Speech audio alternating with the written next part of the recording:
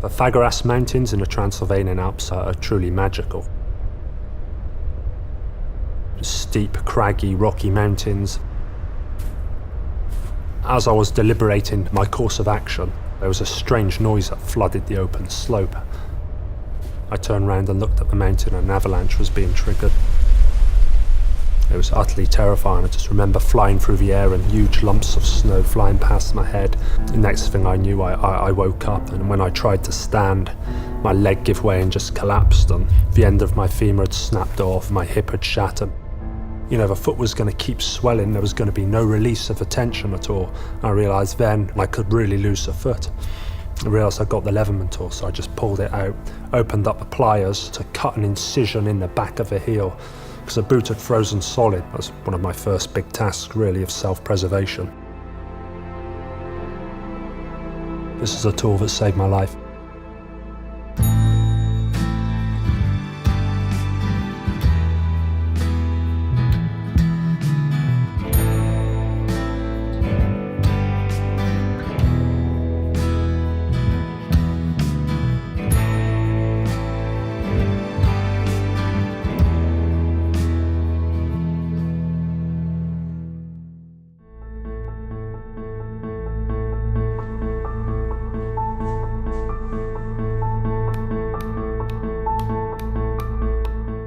I met Steve Berliner, my eventually to be business partner at Oregon State.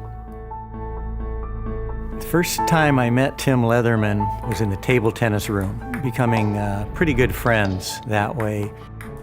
And we also had skill sets that were complementary of each other. I knew that he was dependable, reliable. I knew he was punctual. I knew that I could count on his word. When I first met him, I thought this guy is a good player.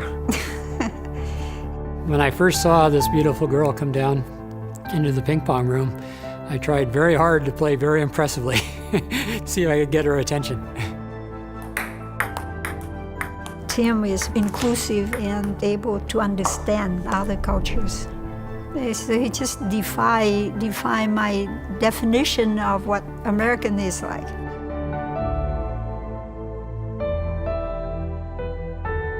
I had this desire to live abroad, to work abroad, so we decided to take a budget trip to Europe.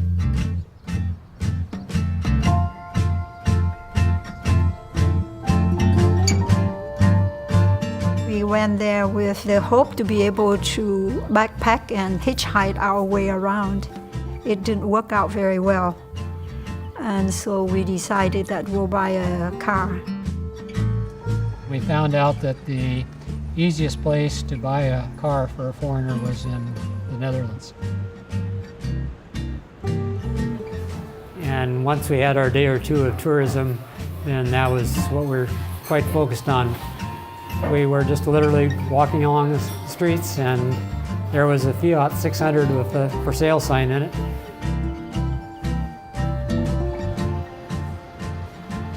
It's actually a trip of a lifetime just to see the world.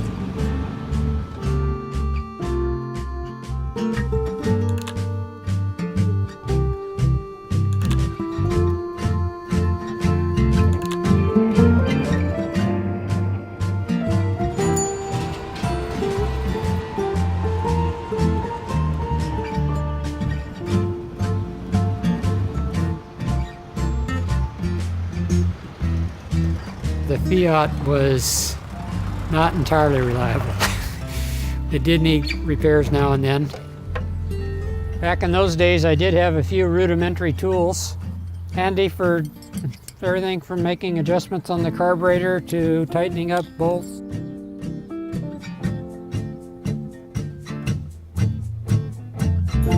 During the trip, I was carrying a pocket knife, and it was fine for doing what it could do. But there were often situations where I needed a pair of pliers. And as I say, this was a what are we going to do with the rest of our lives trip.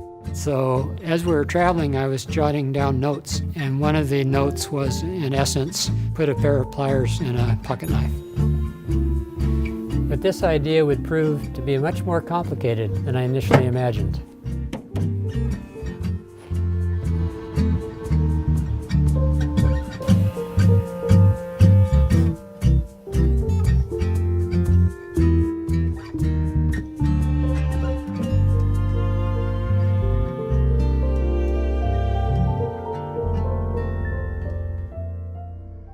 When I think of my Leatherman and my experiences, I think about my uncle, Mike.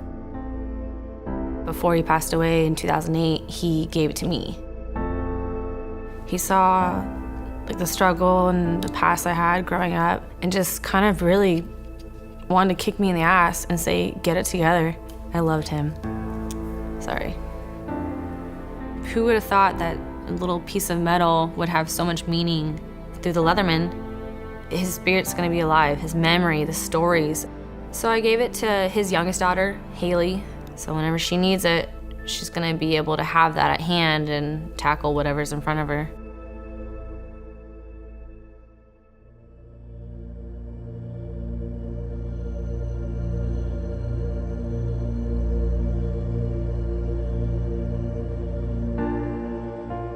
When we returned to the United States, I decided that adding a pair of pliers to a pocket knife was the project I wanted to work on.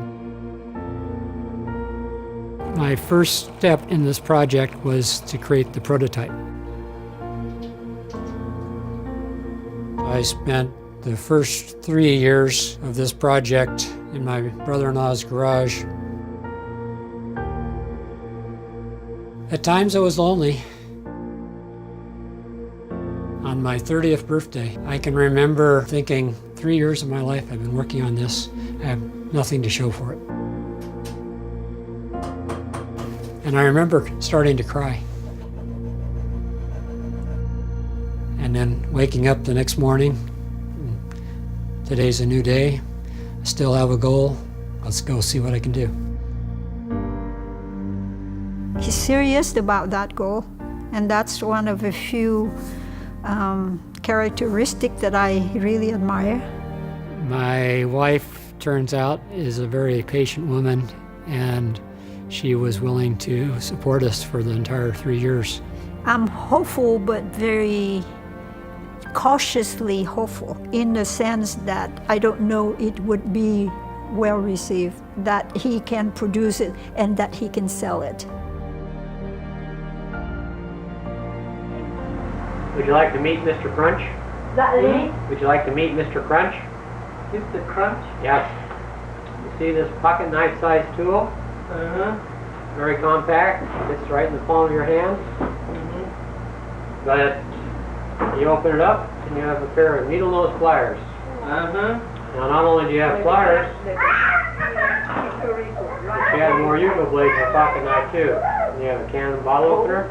You have what you always need in a good pocket tool, full length knife blade. That's Mr. Crunch. Okay. And this is Mr. Tim. Yes. I had this determination to try to get this tool on the market and kept at it. Over the course of the 8 years, we probably got more than 500 no's. 7 years into the 8 years, I'd about given up on this invention, and Steve Berliner, who had been following my lack of progress all this time, stepped in and said, there's still a few things you haven't tried. I remained highly motivated that the right customer and marketplace would present itself if we kept at it. We were working so hard that I don't think we let the failed attempts thwart us in the least bit. There was always another avenue at hand. And one day in late May, got a letter at my business address that said Cabela's. And I opened it up, and lo and behold, inside was a purchase order for 500 tools for $12,000. I mean, you can't imagine eight years of waiting for something to happen, trying so hard to make something happen. And now finally we have an order. Once I came up with this folding handle concept, there were still a lot of challenges to get the tool to be strong enough to work. I wanted my tool to meet the military specification for each of the standalone tools.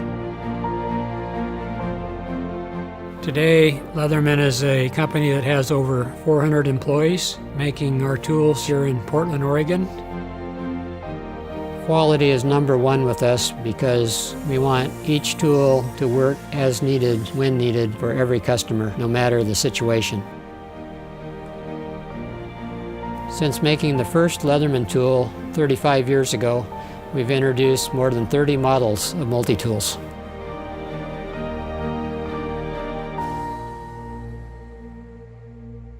I have a lot of respect for the way you have to travel over the ice. I parked my truck, got the four-wheeler loaded up, the wife on the back, and we buzz in across the lake, and it had a couple inches of snow, light powder on it, and there had been other tracks on the lake, so I thought the ice was safe. We're buzzing across, and she's just going kind of slow. And next thing you know, the front end goes in, and she just stopped, dropped, and rolled right in. I swam around. I tried to get out. I couldn't get out. I tried clawing at it. I went over to Chrissy. We just said, I told her I loved her and I'd give her a kiss. That's the point that we didn't figure we were going to make it. And whatever happened in my head, I didn't say anything. My hand went down and oh my God, there it was. My Leatherman was on my hip. And I opened it up and I took a big jab. I pumped myself right up and I took a big jab at it. And I come out with momentum, and I just went woof, right around in a circle, and I'm looking right at her. The wife was right there. How we got the strength at that point, I don't know. One thing I do know, obviously there was a little bit of divine intervention, but without the Leatherman, we certainly would never have gotten out of that.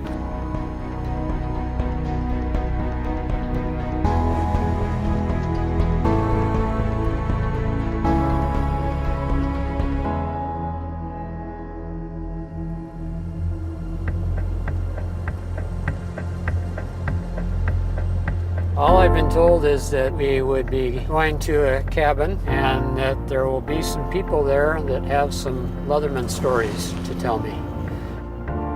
To tell you the truth, I'm not big on surprises. I like to have my life planned out and know what's going to happen.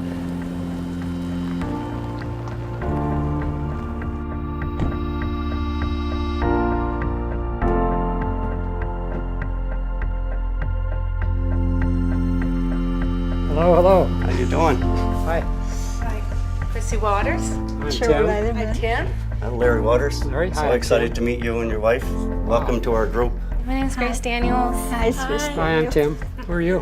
Hey, you ought to know me by now. You know him, I take it, yeah. Hi, how are you doing? You know, everybody here has an amazing tool tale. It was a tool that allowed you to get a grip on the ice to be able to pull yourself Yeah. up onto the ice. If it wasn't for the tool, we wouldn't be here, so thank you. Just like I said, it's been an Could I have a honor. hug?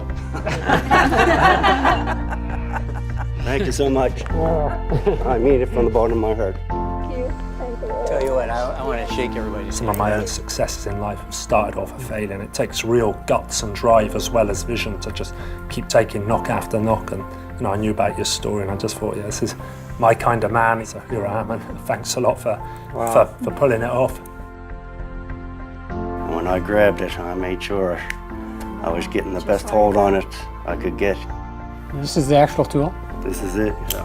Wow. Would you like me to engrave that tool for you? Oh, I would love that. That would be Oh, this is amazing. great. Wonderful. My pleasure. Thank you so much. Oh. I got a group of them. Okay. I'm continually amazed at how you have used your ingenuity to accomplish so much in such exceptional moments. When people ask me what's the best thing about Leatherman, and I say it's the friends I've been able to make. I'll consider you all my friends. You start out making something practical that people will buy it because it's practical, and you end up finding out that it's much more than practical. Here I had named it Pocket Survival Tool, but I thought of survival in a sense that was very mundane, but we were selling a product that had quite a bit of meaning and attachment, emotional attachment to customers all over the world, actually. There's a fine line between perseverance and failure to accept reality. But if you're going to err on one side or the other, err on failing to accept reality and being too perseverant rather than giving up too soon.